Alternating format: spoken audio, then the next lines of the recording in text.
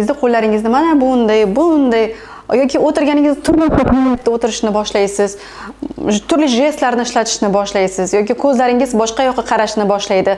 Bu kamera bilan ishlaganingizda odamlarning e'tiborini jalb qilishingizga xalaqit beradi. Ya'ni odamlarning e'tibori sizning nutqingizga emas, qo'l harakatingiz, ko'zingiz qilayotgan imo-ishoralaringizga ketib qoladi.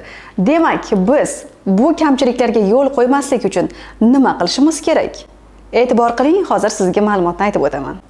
Biz kamera bilan ishlaganimizda qo'llarimiz yelka kengligidan chiqib ketishi kerak emas.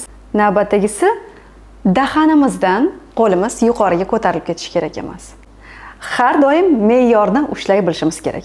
Ana shunda bizni kuzatayotgan tomoshabin bizni qo'l harakatimiz, ko'zimiz yoki boshqa imo-ishoralarimizga emas, bizning nutqimizga e'tibor qaratishni boshlaydi.